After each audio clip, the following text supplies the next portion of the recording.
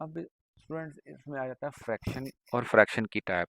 सबसे पहले फ्रैक्शन होती किस तरह की है? वो होती है ये फॉर्म है पी ओवर क्यू या ए ओवर बी। ऊपर वाले को न्यूमिनेटर कहते हैं, नीचे वाले को डिनोमिनेटर कहते हैं। और अगर फॉर एग्जांपल देखें स्टूडेंट, अगर ये लिखा हुआ है 50%, तो अगर मैं आपसे पूछूं कि ये एक फ्रैक्शन है, तो बिल्कुल ये भी एक फ्रैक्शन है। क्यों? अगर इसको मैं लिखूं तो ये है 50/100। ठीक है, तो ये एक स्टैंडर्ड फॉर्म में फ्रैक्शन है। अब इस पे अगर गौर किया जाए, ये वाली जो है स्टूडेंट, इसको इस ये लिखा हुआ है 0.5, इनको कहते हैं डेसिमल फ्रैक्शंस। ये जो होती है ये जो होती है इनको कहते हैं कॉमन फ्रैक्शन, जो आम एक वे होता है। ये डेसिमल फ्रैक्शन है। और ये जो परसेंटेज में होती है ये भी एक फ्रैक्शन ही होती है, तो इसको भी हम एज ए फ्रैक्शन ही लेते हैं।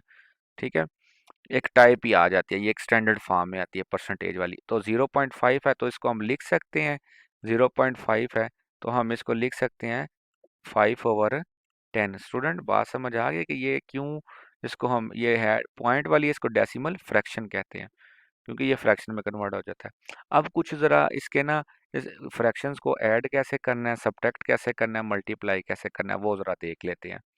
तो पहला ये है, यहाँ पे अगर आप स्टूडेंट गौर करें, इसका पहला फैक्टर पढ़, if two fractions have the same denominator. अगर उनके डिनोमिनेटर सेम है तो आप क्या करोगे, उनका एलसीएम तो वही आ जाएगा। इनको इजीली 1+2 करके 3/5। तो आपने यहाँ से टेक्निक क्या सीखनी है कि जब आपके डिनोमिनेटर सेम है ना स्टूडेंट, तो आप ऊपर वाले न्यूमिनेटर को फौरन जमा करके आपका आप नीचे जो भी डिनोमिनेटर है उसको लिख लो। अगर इसी जगह पे अगर सब्ट्रैक्शन आ जाती है तो वो भी वही असूल है, सब्ट्रैक्ट करके लिख दो आंसर। ठीक है, हाँ अगर आपके स्टूडेंट न्यूमिनेट डिनोमिनेटर जो है, डिनोमिनेटर अगर वो डिफरेंट है, ठीक है, अगर तो वो डिफरेंट है तो उनको क्या करना है, आपने इन डिनोमिनेटर को सेम करना है। तो वो आप कैसे इसको सेम करेंगे? ठीक है, वो आपने क्या करना है, इधर 2 है और इधर क्या है, 3 है। तो इनको इनका आपने डिनोमिनेटर सेम करने के लिए पहले देखना यह कि इनका एलसीएम क्या आ रहा है। ठीक है, 2 और 3 है, तो आप इनका एलसीएम लें तो ये मेरे ख्याल में 6 आ रहा है। ठीक है, 2 है और दूसरा क्या है, 3 है। तो जब आप इनको करेंगे ना तो आपका ये एलसीएम क्या आ जाएगा, 6। ठीक है, तो आपने करना क्या, इस एलसीएम से हमें क्या चीज़ मिलेगी, हमने क्या करना है स्टूडेंट, इस एलसीएम से हम क्या करेंगे, इस इस एलसीएम को हम क्या करेंगे, 1 मिनट मैं दोबारा से पॉइंटर ऑन कर लेता हूँ। हाँ, इस एलसीएम की जगह पे हम स्टूडेंट क्या करेंगे कि आपने ना डिनोमिनेटर में, यहाँ पे हमारे 2 है ना, ठीक है, तो हमारा डिनोमिनेटर तो 6 है, एलसीएम क्या आ रहा है, 6 आ रहा है। तो हमने ना इनके डिनोमिनेटर सेम करने हैं। तो अभी तो हमारे पास इधर 2 है और 3 है, इनको हमने देखना ये है कि 2 को किससे मल्टीप्लाई किया जाए तो 6 बने। तो 2 को 3 से मल्टीप्लाई करेंगे तो 6 होगा। तो आपने क्या करना है, उसको 3 को डिनोमिनेटर से भी मल्टीप्लाई कर देना है और न्यूमिनेटर से भी मल्टीप्लाई कर देना है। पता नहीं आपको इस बात की समझ आई है या नहीं।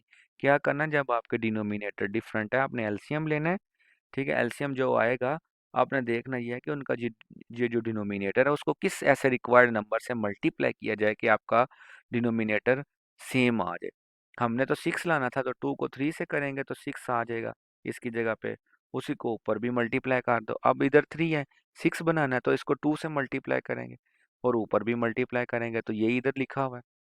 इससे करने से क्या होगा, हमारे डिनोमिनेटर सेम हो जाएंगे। हम दोबारा ये प्रोसीजर फॉलो कर लेंगे, ये वाला। ठीक है, तो ये बड़ा इजी सा क्वेश्चन था।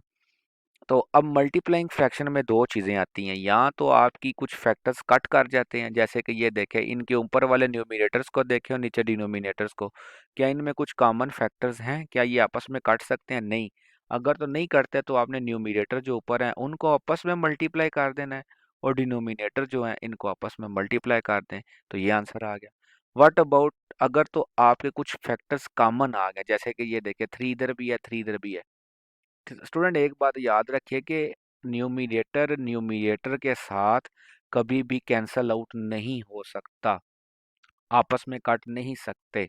हमेशा जो इनकी ये पोजीशन है ना, ये क्रॉस जो बना हुआ है, ये इसके साथ काट सकता है, ये इसके साथ काट सकता है, या up and down, numerator denominator के साथ अप एंड डाउन से काट सकता है, ये और ये। ठीक है, कभी भी ये सेम सेम नहीं काट सकते। सेम सेम से मुराद ये न्यूमिनेटर न्यूमिनेटर से काट नहीं सकता।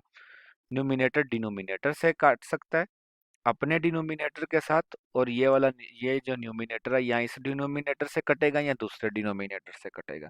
ठीक है, मैं सारी बातें इसमें एक्सप्लेन कर रहा हूँ इसलिए कि ये बेसिक है आपके लिए, तो इसलिए ये आपको इन टेक्निक्स का आपको आइडिया हो।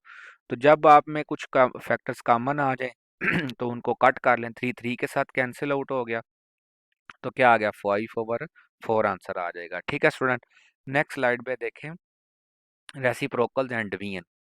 अब ये क्या बात है, अब देखें ये टू है तो ये इसका रेसिप्रोकल है। सिर्फ मैं अभी बताना चाह रहा हूँ रेसिप्रोकल क्या होता है। तो क्या कह रहा है कि दो नॉन जीरो जो नंबर हैं ये और ये रेसिप्रोकल्स कब होंगे, जब इनकी प्रोडक्ट क्या हो जाएगी, वन। इन दोनों का मल्टीप्लाई करें ना, ये देखें तो वन आ गया, तो ये दोनों आपस में क्या है, रेसिप्रोकल्स हैं। ठीक है, अब इधर नहीं हम टाइम वेस्ट करते, इधर आए ज़रा। इसका हम करने काम क्या करना है, जब 10 है ये डिवीजन है, 1/2 है, तो आपको पता है जब भी डिवीजन की जगह पे जब इसको हम मल्टीप्लिकेशन में कन्वर्ट करते हैं तो ये फ्रैक्शन आप इसकी क्या हो जाती है, रेसिप्रोकल ले लेते हैं। ऊपर हमने रेसिप्रोकल पढ़ा है ना, तो इसका रेसिप्रोकल क्या हो जाएगा, उल्ट हो जाना। न्यूमिनेटर डिनोमिनेटर में कन्वर्ट हो जाता है, डिनोमिनेटर इन न्यूमिनेटर में। इसको इन्वर्ट भी कहते हैं, इसको क्या कर दो, इन्वर्ट के फ्लिप कर दो, टू ऊपर चला जाएगा, वन नीचे आ जाएगा। तो इनको आपस में अगर काट सकते हैं तो काटे, नहीं तो डायरेक्ट मल्टीप्लाई कर दें। इसी तरह ये है तो 5 ऊपर चला जाएगा, 2 नीचे आ जाएगा, दरमियान में मल्टीप्लिकेशन आ जाएगी, फिर इनको काटें, ये आपका आंसर आ जाएगा। तो ये कुछ रूल्स की समरी है।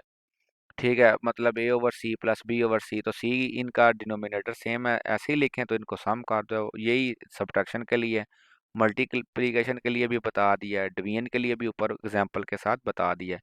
और ये जो लिखा हुआ है ना स्टूडेंट, ये एक्सरसाइज में जाके इन क्वेश्चन को सॉल्व किया करें। अब आ जाती है डेसिमल फ्रैक्शन। ठीक है, इसका क्या ऑब्जेक्टिव होता है, इसमें क्या होता है, हमारे पास इस तरह की शक्ल आ जाती है, जैसे लिखा हुआ 0.4। तो आपको वो कहता है जी क्वेश्चन के कन्वर्टिंग टू कॉमन फॉर्म। तो कॉमन फॉर्म का मतलब ये है कि इसको फ्रैक्शन में कन्वर्ट कर दो। ठीक है, तो ये हो जाएगा 4/10। अगर तो मैं कहता हूँ ना इसको सिंपलेस्ट फॉर्म में करो, तो फिर इनको आपस में काट देना है। ठीक है स्टूडेंट, व्हाट अबाउट दिस, 0.097 है, तो इशारिया ख़त्म करेंगे, वन लगेगा, जितने डिजिट्स हैं उतने ज़ीरो आ जाएंगे।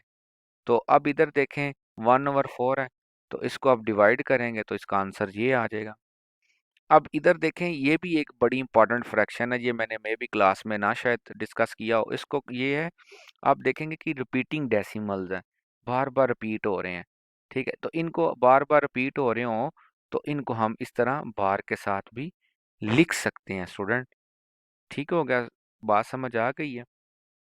तो ये यहाँ पे नीचे देखेंगे, तो ये इस तरह की शक्ल क्यों हमने बनाई है, ये इसको कहते हैं राउंड ऑफ। इसको आपने 2 डेसिमल प्लेसेस तक राउंड ऑफ कर दिया। ये पूछा जाता है आपको, मैं कहूँगा 3 डेसिमल प्लेसेस तक इसको राउंड ऑफ कर दो, 2 पे कर दो। क्लियर हो गई है स्टूडेंट बात। ये अब एक्सरसाइज है, इनके क्वेश्चंस को कर लीजिएगा। आप कहते होंगे कि सर पढ़ा रहे हैं, लेकिन ये इनकी एक्सरसाइज है, इनको आप देखिएगा जो अभी तक मैंने आपके साथ डिस्कस किया। ठीक है स्टूडेंट, ओके जी, अल्लाह हाफिज़।